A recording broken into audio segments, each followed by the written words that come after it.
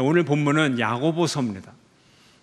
야고보서는 믿음을 아주 실제적인 생활 속에서 언급하고 있습니다. 믿음은 말씀으로부터 오는 것이죠.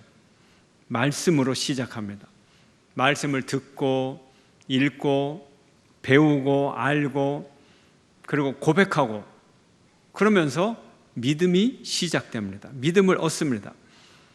그러면 이 믿음이 참 믿음이라는 증거가 무엇인가요? 이 믿음을 시험해서 테스트해서 참 믿음이라는 것을 어떻게 알 수 있을까요? 검증 내용이나 검증 방법은 무엇일까요? 야고보서는 아주 실제적인 책이거든요. 검증을 해서 실제로 그것이 맞느냐 틀리냐를 알아야 됩니다. 참 믿음은 행동을 통해서 실천을 통해서 증명이 됩니다. 그래서 행함이 없는 믿음은 죽은 믿음이다. 야고보는 이렇게 말합니다. 함께 읽겠습니다. 시작. 영혼 없는 몸이 죽은 것 같이 행함이 없는 믿음은 죽은 것이니라. 아멘. 자, 그러면 우리의 실제적인 일상에서 어떤 행함이 믿음을 증명해 줍니까? 행함이 있어야 한다고 하는데 행함이 뭐예요? 그의 걸음걸이, 그의 취향, 패션 감각, 소비 행위, 물론 이런 건 아니겠죠. 이런 건 아니겠죠. 그 사람의 일상에 24시간을 CCTV로 녹화해서 그걸 리플레이하면서 분석을 하면서 믿음이 있다 없다 우리가 볼 수 있을까요? 그 평가 기준이 뭘까요? 그 평가 기준, 예수님을 얼마나 닮아가느냐, 예수님을 얼마나 예수님을 따라 사느냐, 이것일 거예요. 핵심은 이것이죠. 너무나 당연하죠. 그렇지만 우리의 신앙의 기준이 예수님이라고 할 때 그것은 아주 부담스러운 기준이 됩니다. 우리 속에 쌓이는 죄책감을 피할 길이 없습니다. 예수님은 나의 죄짐을 지시고 고난당하시고 십자가에 달려 돌아가셨습니다. 그래서 우리가 예수님 때문에 누리는 축복은 이루 말로 할 수가 없습니다. 그런데 우리가 예수님을 위해서 당하는 고난은 너무나 보잘것이 없습니다. 우리는 예수님을 생각할 때마다 늘 미안한 마음, 죄송한 마음, 죄책감에 우리는 사로잡힙니다. 우리는 삶의 변화가 별로 없어요. 행동의 변화가 별로 없어요. 구원의 대가를 별로 치른 것이 없어요. 값싼 은혜를 누리며 살아요. 동시에 죄책감을 느끼며 고통을 느낍니다. 자기를 부인하고 자기 십자가를 지고 예수님을 따라가야 하는데 과연 자기를 부인하는 사람이 있느냐? 자기 십자가를 지려고 하느냐? 자기 십자가 자기가 져야 되는데 자기가 지은 죄를 남에게 전가하고 자기 십자가를 남에게 맡겨버리는 사람들이 무슨 예수님처럼 남의 십자가를 지고 따라갈 수가 있겠어요? 자기 십자가도 지지를 못합니다. 불가능합니다. 부족합니다. 우리가 예배 시간마다 설교 시간이 있죠. 여러 형태의 설교가 있지만 가장 표준적인 설교의 논리를 따지자면 세 단계로 되어 있어요. 하나님, 예수님, 성령님의 은혜를 알고, 두 번째는 감사를 드리고, 세 번째는 헌신하고 하나님께 드리는 것. 보통 세 가지 논리로 되어 있어요. 그런데 마지막에 이 구체적인 헌신의 단계에 가서 항상 죄책감과 정죄감으로 끝날 수밖에 없는 거예요. 우리의 헌신이 부족해도 너무 많이 부족하기 때문에 그렇습니다. 미국에서 한 젊은 목사님이 제법 규모가 큰 교회에 목회를 하고 계셨어요. 한국의 교회에 대해서 어떤 교회에 대해서 소식을 들었는데 그 교회는 한국 중에서도 오지에 있는 아주 작고 그런 교회였어요. 그 교회 소식을 듣고 처음에는 안타깝게 여겼는데 계속 그 교회 이 소식이 머릿속에서 떠나질 않는 거예요. 편하게 살고 좀 편리하게 사는 것이 굉장한 죄책감으로 느껴졌어요. 목사님이 결심을 합니다. 그 교회에 가서 목회를 하겠다고. 그래서 그 교회 부임을 하려고 합니다. 근데 아무런 너무 힘들어요. 경제적으로 너무 힘들어서 가족이 한국을 나올 수가 없고, 사모님은 아이 둘을 데리고 미국에서 직장을 구해서 일을 하고 목사님만 한국에 들어왔어요. 바로 그 교회를 목회를 시작했어요. 어느 정도 목회를 했습니다. 그런데 더 이상 계속 할 수가 없는 것이 아이들이 커가고, 그래서 그 책임을 져야 되기 때문에 다시 미국으로 돌아갔습니다. 그러면서 목사님의 마음속에 어려운 교회를 버려두고 왔다고 하는 죄책감이 늘 그 마음에 있었어요. 선배 목사님과 사귀면서 이런 얘기를 털어놨어요. 내 마음속에 늘 죄책감과 부담이 있다. 마음이 무겁다. 그런데 그 선배 목사님이 목회 상담의 전문가였어요. 마침 전문가와 대화를 하게 된 거죠. 그 선배 목사님이 후배에게 이렇게 말을 합니다. 당신은 성자 증후군입니다. 당신이 계속 성자로 살기를 원한다면 당신의 아이들은 순교자가 되겠군요. 이렇게 말을 했어요. 교회 주인은 예수님이시고 지금 주어진 일이 당신에게 맡겨진 달란트고 지금 주어진 일을 열심히 하는 것이 착하고 충성된 종이 되는 길입니다. 이렇게 얘기를 해 주었어요. 과연 우리의 믿음의 행위는 무엇이 참입니까? 어느 정도 헌신을 해야 진짜 참된 믿음을 가질 수 있습니까?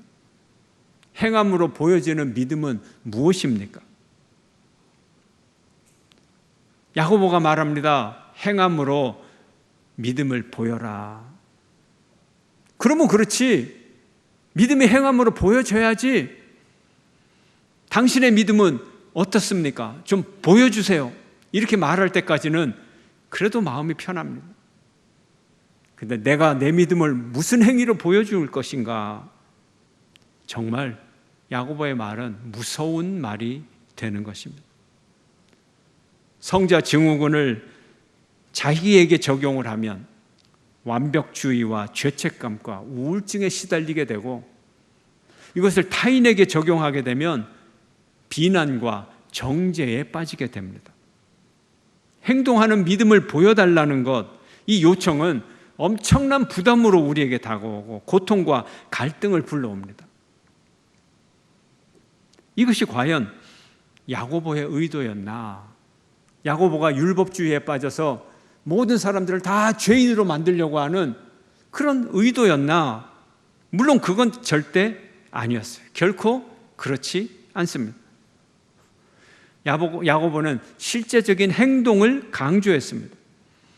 그리고 실제적인 행동을 평가하는 기준도 실제적이었어요. 우리의 수많은 행동들을 신앙으로 판단할 수 있는, 행동 중에서 신앙을 판단할 수 있는 한 가지가 무엇일까요? 이거 실제적인 얘기예요. 실제적인, 우리 생활에 관한 얘기예요. 우리가 수많은 행동들을 볼 수가 없죠. 그렇다면 수많은 행동들 중에서 사람의 됨됨이를 알 수 있는 그 행위 하나를 꼽는다면 어떤 행위일까요? 야고보도 고민을 했을 거예요. 믿음을 볼 수 있는 행동, 믿음을 행동으로 보일 때 어떤 행동 속에 믿음을 담을 수 있는가? 야고보는 이렇게 생각을 했어요. 아, 그거는 언어 행위야. 언어 행위. 말이야. 혀야. 입술이야. 언어야. 이렇게 야고보가 생각을 했어요. 인격에서 말이 나오기 때문에 말을 들으면 그 인격을 알 수 있고, 말을 들으면 인격 속에 있는 믿음을 알 수 있다. 이것이 야고보의 생각이었어요. 오늘 본문 3장 12절 함께 읽습니다. 시작. 내 형제들아, 어찌 무화과 나무가 감람 열매를 포도나무가 무화과를 맺겠느냐? 이와 같이 짠물이 단물을 내지 못하느니라. 아멘. 우리가 인격을 잘 가꾸어야 돼요. 거기서 나가는 말을 통하여 믿음을 보여줄 수가 있어요. 그러면 이 인격이 무엇입니까? 인격을 잘 가꾸려는 이 방법은 무엇입니까? 지혜가 있어야 되는 거예요. 우리 마음에 지혜가 있어야 되는 거예요. 믿음의 사람은 믿음의 행동으로 나타나는데 그가 일상에서 가장 중요한 것은 말이므로 믿음의 사람은 믿음의 말을 하게 돼요. 믿음의 말을 하려면 믿음의 지혜가 있어야 된다는 거죠. 오늘 본문 우리가 읽은 야고보서 3장 13절에서 18절 그 앞에 3장 1절에서 12절을 보면 그래서 말의 이야기가 나와요. 말의 이야기가 나와요. 그리고 야고보가 말의 혼란을 지적합니다. 말의 혼란이 뭐냐? 하나님의 말씀으로 천지를 창조하셨고 하나님의 말씀으로 천지를 창조한 이 천지는 질서정연하고 아주 혼란스럽지 않아요. 질서정연한 그런 축복의 이 피조물이었어요. 그런데 이들이 죄에 빠지자 이 피조물의 질서가 혼란스러워져요. 말이 혼란스러워져요. 창세기 11장에 바벨탑 사건을 아시죠? 바벨탑을 쌓으면서 하나님의 징벌을 피하자고 했을 때 이들이 죄 속에 빠지죠. 하나님이 이들에게 무엇을 줍니까? 언어의 혼란, 언어의 갈등을 줍니다. 그래서 이 언어의 혼란은 창조 질서의 혼란으로 볼 수가 있고 언어의 회복은 하나님의 창조 질서의 회복으로 볼 수가 있고 창조 질서의 회복은 축복의 회복으로 볼 수가 있습니다. 야고보서의 주제를 보면 1장에서부터 믿음을 강조하고 믿음을 나타내려고 행동을 하는 믿음, 행동으로 통해서 믿음을 나타내라. 그래서 행동을 또 강조합니다. 그런데 이 행동이 어떤 행동이냐? 행함이 어떤 행함이냐? 말의 행함이다. 그래서 야고보는 행동 다음에 언어에 대해서 주제를 삼고 그런데 이 언어가 지혜 있는 언어가 되어야 하기 때문에 오늘 본문 3장 13절부터는 언어에 관해서 지혜에 관해서 다루고 있는 것입니다. 그래서 주제가 자꾸 옮겨가요. 믿음에서 행함, 행함에서 언어, 언어에서 지혜 이렇게 변화되고 있습니다. 그래서 야고보는 참 지혜를 언급합니다. 야고보서를 신약의 잠언이다 이렇게 부르는 이유가 여기서 나옵니다. 말은 결국 마음에서 나오기 때문에 그렇습니다. 야고보는 오늘 본문을 질문으로 시작을 합니다. 어떻게 시작하죠? 너희 중에 지혜와 총명이 있는 자가 누구냐? 너희 중에 스스로 지혜가 있고 총명이 있다고 생각하는 사람들 손 들어봐, 일어서봐. 질문을 던지는 거예요.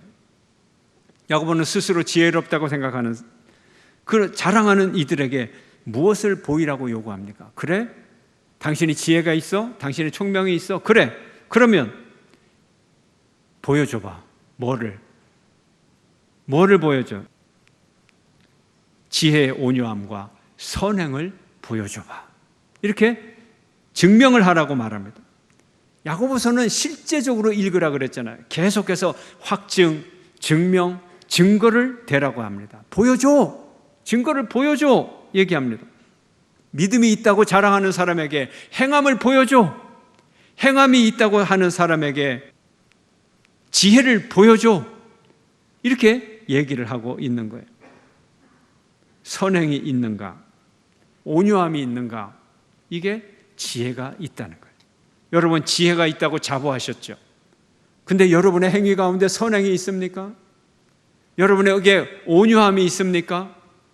그러면 대답할 자격이 있죠. 그렇지 않으면 지혜로운 게 아니죠. 참 지혜가 무엇이냐? 야고보는 우리에게 아주 실제적인 테스트를 하고 있어요. 실제적인 시금석을 우리에게 제시하는 거예요. 우리의 행동에 선행이 있습니까? 온유가 있습니까? 그러면 지혜로운 거예요. 없습니까? 그러면 무지한 겁니다. 그리스도인은 행함으로 지혜를 보이는 사람입니다. 참 지혜는 말로만 자랑하지 않습니다. 참 지혜는 환경이 어떠하든 성내지 않고 마음을 지키고 온유합니다. 참 지혜는 흔들리지 않아요. 시류에 흔들리지 않고 처세술에 빠지지 않아요. 참 지혜는 혀가 아니라 실천하는 삶으로 보여줍니다. 참 지혜는 무법하고 혼란한 이런 현실의 뒤틀림 삶 속에서도 사랑을 보여주고 자유와 질서를 만들어냅니다. 참 지혜는 하나님 나라의 능력입니다. 그걸 보여줄 수 있어야 되는 거예요. 이게 지혜예요. 그래서 지혜가 말에서, 언어의 문제에서 지혜의 문제로 돌아섭니다. 그런데 이 지혜가 두 가지 종류가 있습니다. 첫째는 땅 위의 지혜요, 둘째는 위로부터 난 지혜입니다. 두 가지 종류가 있어요. 다 지혜는 좋은 게 아니에요. 악한 지혜도 있어요. 첫 번째, 땅 위의 지혜. 15절 말씀 함께 읽습니다. 시작. 이러한 지혜는 위로부터 내려온 것이 아니요 땅 위의 것이요 정욕의 것이요 귀신의 것이니. 세상적인 지혜, 땅 위의 지혜, 정욕적인 지혜, 마귀적인 귀신적인 지혜가 있다는 거예요. 이것들을 한마디로 말하면 탐욕적인 지혜죠. 이기적인 지혜죠. 오로지 자기의 유익함만을 추구하는 온유함과 선행이 아니라 타인에게 그 어떤 잔혹한 일을 하더라도 내게 유익이 되는 탐욕만을 만족시키면 되는 그런 지혜를 말하는 것입니다. 속임수, 자기 기만을 말합니다. 왜 마귀적인가요? 왜 귀신적인가요? 사람을 세우기보다는 넘어뜨리고, 모으기보다는 흩어버리고, 치유하기보다는 상처를 내는 지혜. 이것이 악한 지혜죠. 땅의 지혜죠. 그 지혜의 출처에 따라 열매가 달라져요. 세상적 지혜, 정욕적 지혜, 마귀로부터 온 지혜, 출처가 그렇다면 열매도 정욕적이고 세상적이고 마귀적인 열매가 맺히고 분열적이고 파괴적이고 자기 파멸적인 열매가 맺히게 됩니다. 하나님 나라가 아닌 귀신의 나라가 만들어지게 됩니다.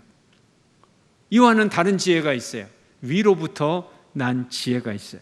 말씀으로부터 난 지혜, 성령으로부터 난 지혜, 위로부터 난 지혜가 있어요. 위로부터 난 지혜의 특징이 있습니다. 위로부터 난 지혜의 특징은 뭐냐? 첫째로 성결합니다. 성결해요. 깨끗해요. 순결해요. 그리고 겉과 속이 같아요. 두 마음을 품지 않았어요. 둘째로는 화평을 가져옵니다. 다툼과 갈등과 싸움을 가져오지 않고 화평을 가져와요. 세 번째, 시기하거나 고집 부리지 않아요. 관용과 양순하게 사람을 대합니다. 관용과 양순이 있어요. 네 번째로 성령의 마음을 가졌기 때문에 긍휼과 선한 열매를 한없이 맺습니다. 긍휼과 선한 열매. 속이고 차별하는 세상 지혜, 죽이는 세상 지혜와 달라. 이건 신실하고 순결하고 살리는 지혜인 것입니다. 위선이 없어요. 한결같이 따뜻하고 온유합니다. 이것이 위로부터 난 지혜입니다. 그래서 오늘 본문을 보면 시기와 쟁투, 근데 이 시기 앞에 독한이라는 단어가 있어요. 이 시기가 죄악의 근원이 돼요. 아주 독하다는 거죠. 얼마나 질투를 하고 독하게 시기를 했으면 이것이 이제 살인과 죽음에까지 이르게 된다는 거죠. 독한 시기에 사로잡히지 않고 위로부터 난 지혜는 긍휼의 은혜를 베풀 수가 있는 것입니다. 이렇게 위로부터 난 지혜만이 늘 넘어지고 연약한 우리를 다시 세우고 공동체를 살리고 민족과 국가를 살릴 수가 있습니다. 지금 영적인 전쟁이 치열합니다, 여러분. 치열하게 벌어지고 있어요. 그런데 우리가 우리의 이 가치를 주장할 때도 막말을 해서는 안 되죠. 비하해서는 안 되죠. 저주를 담아서도 안 됩니다. 왜요? 우리의 언어 속에 우리가 가진 지혜는 뭐예요? 성결함과 화평함과 관용과 긍휼이 있어야 되기 때문에 그런 거예요. 어떤 죄인을 말할 때도 우리는 긍휼한 마음과 관용으로 말을 해야 되는 것입니다. 이것이 지혜예요. 이것이 살리는 지혜. 모두가 열매가 있다 그랬어요. 열매가 있습니다. 선한 지혜를 따라 행할 때 어떤 열매가 맺히나요? 한번 볼까요? 18절 말씀 함께 시작. 화평하게 하는 자들은 화평으로 심어 의의 열매를 거두느니라. 아멘. 위로부터 온 지혜는 화평과 의의 열매를 가득 거둡니다. 위로부터 난 하늘의 지혜를 따르는 자는 화평의 역사가 일어나고, 화평의 역사의 결과는 의의 열매라는 거죠. 땅에서 난 지혜, 땅으로부터의 지혜는 분열과 혼란과 죽음을 만든다면, 위로부터 난 지혜는 화평과 의를 만들어냅니다. 하나님과의 화평, 하나님과의 샬롬, 이것을 누리는 곳은 하나님 나라입니다. 하나님께서 창조하셨던 창조의 질서가 오늘 우리 삶에서 회복되기를 바랍니다. 야고보의 주장을 한마디로 하면 영성은 윤리로 나타난다, 이 말이에요. 영성은 윤리로 드러난다 하는 거예요. 마음속에 하나님을 향한 깊은 영성이 있느냐? 그 영성이 삶의 아름다운 삶의 모습으로 윤리로 나타나야 된다. 보여줘. 이것이 야고보의 주장입니다. 하늘 지혜의 가장 중요한 것은 화평으로 나타나는 것입니다. 아무리 주의 뜻을 이루고 그 마음속에 하나님 나라를 이루고자 하는 정열이 있고 이런 것들로 충만하더라도, 그 내면에 아무리 큰 열정이 있을지라도 그 방법까지 평화롭고 긍휼과 관용이 있어야 되는 것입니다. 이것이 진정한 선한 열매고, 이것이 진정 의의 열매인 것입니다. 예수님은 산상수훈에서 이렇게 말씀하셨죠. 함께 읽습니다. 시작.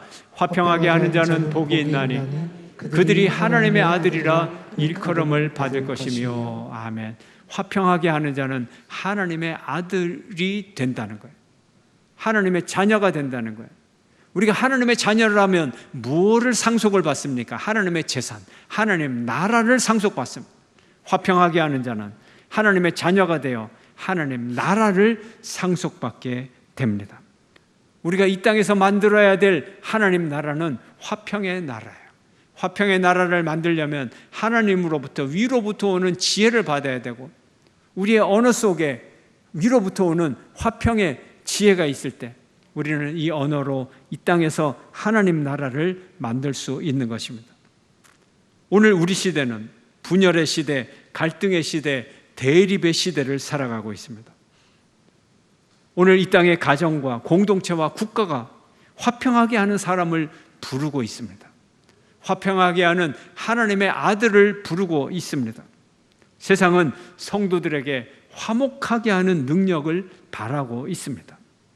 위로부터 오는 지혜를 덧입어서 이 세상에 화평과 의의 열매를 맺어가는, 그리고 이 땅에 하나님 나라를 이루어 하나님 나라를 전파하는 모든 하나님의 지혜로운 자녀들이 되시기를 주의 이름으로 축원합니다.